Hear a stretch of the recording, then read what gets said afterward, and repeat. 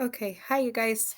I literally just got my voice back. I've been sick and haven't had my voice for a few days, so I'm just now posting my video. The meeting observation that I did was a triennial IEP meeting. The specific group was a special education IEP team. Um, what is an IEP meeting? Just quickly, an IEP meeting is just a meeting for special ed team and parents to discuss and develop and review a student's IEP. They discuss the student's needs based on evaluations. They discuss what services and supports the student will need to accomplish the goals that are set in the IEP. This specific one was a triennial IEP. A triennial is where there has been assessments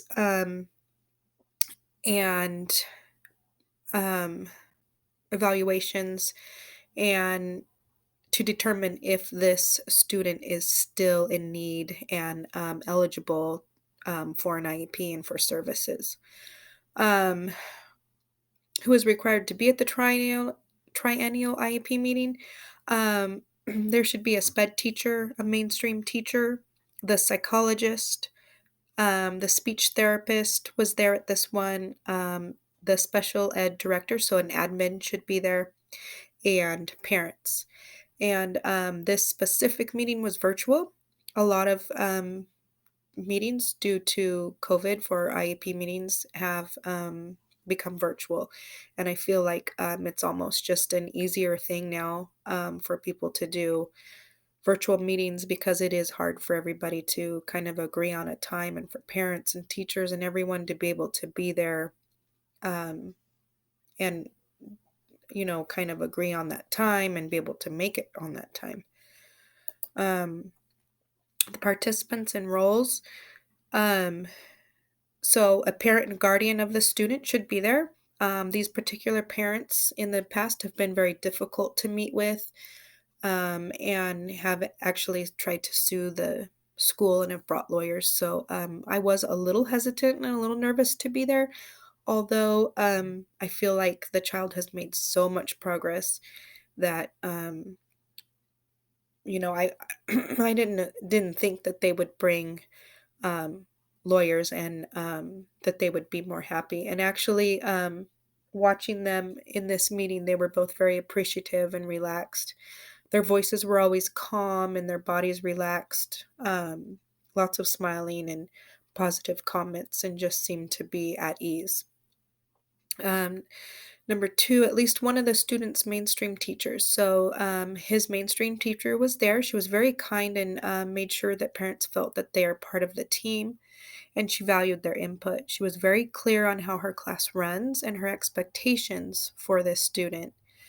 The sped teacher complimented the mainstream teacher, and the way the two teachers communicated really showed that they worked together as a team. It showed their teamwork and how much that they really and truly care for the student. Number three, at least one of the student's special needs teachers. The student is on the special needs teacher's caseload, so that means that she runs the meeting. So I sat by her and she first introduced me and made sure it was okay with the parents. And I have actually been this student's one-on-one aide for a long time, and so the parents knew me and were okay with it. Um, she started off by just doing introductions, making sure everybody was introduced to the parents and that everybody kind of got to know each other, and kind of did some, there was some small talk while everybody was kind of coming in and joining and just making things feel comfortable. Um, she was very confident. I realized by watching her and listening to her, she was very confident in her speaking and very clear. She shows and has empathy. Um, she made everyone comfortable. She started with positives. So she really started out with those positives and then made sure parents knew to jump in at any moment for questions or anything they wanted to add. Um, with every goal that had not been reached by this student, she just made sure that she used a positive with progress. So, if we were coming to a goal that the student just really hasn't hasn't accomplished quite yet, she would make sure to let the parents know just how much progress the student has actually made. And I think that that really helped them feel at ease and better. The school psychologist is at this triennial meeting.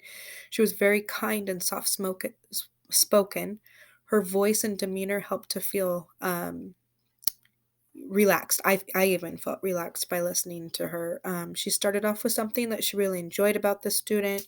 She made sure to tell parents that at any time they had questions or wanted to add something to just jump in, and that later they could contact her if they had questions. Number 5, the speech therapist was there. She has known the student for a few years and has already established a relationship with parents. So there was a real ease in the conversation. Though she did not, excuse me, though she did not tell parents to jump in, but then at the end, she did ask if there were any questions. The sped admin that was there is the sped director, so the special ed director. The only time we really heard from her was at the beginning, um, when the teacher introduced her. She said her hellos and that she was happy to be there. The family already has a relationship with this person from the years the student has been at school. Um, so it was just very comfortable. Um, but then she turned her camera off and microphone and didn't come on until the end, which I know her well, and she was probably working while listening. Um, and she's really there for if parents are upset or if there's problems. You want that admin there for that issue. Just the things I might have changed, to have an in-person meeting to make it feel more personable and comfortable. You never know what's going to happen with technology. Um, it's just I don't always trust it. It's just I just feel like it's just kind of impersonable if you're not sitting at the table with them and able to read their nonverbal communication. For the sped teacher who was running the meeting, to have two screens to view the meeting from. One she can do the presentation from, and one she can see the meeting participants. I felt she had no idea who she was looking at. Excuse me. Who was talking or how people were feeling with nonverbal communication. So there were times when, she had to do the presentation. So she mailed out paperwork to the parents so they knew exactly what was going to happen in the IEP meeting. They got the notes, they got the paperwork, and they were able to read what was going to be said. And so they had that in front of them, but then she presented it. So when she presented it, she lost all views of the participants. She could only see her presentation. So when other people were talking, it was like she was just sitting there, nodding her head and smiling like she was paying attention, and she was, affirming that she's listening.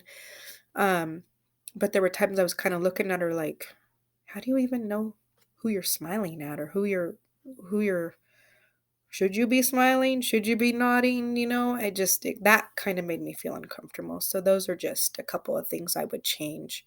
Because you can have a presentation going and then maybe like an iPad or something else up so that you can see the participants' faces and then also see your presentation. I think that would have been better. And just, collaboration and communication. Without it, we don't have effective teamwork. And this is just, a good quote. Excellence in education requires the input and dedication of the teacher, students, and parents. When one of the three fails to participate, the balance is thrown off and maximum results aren't met. So having that communication and that collaboration is very, very important.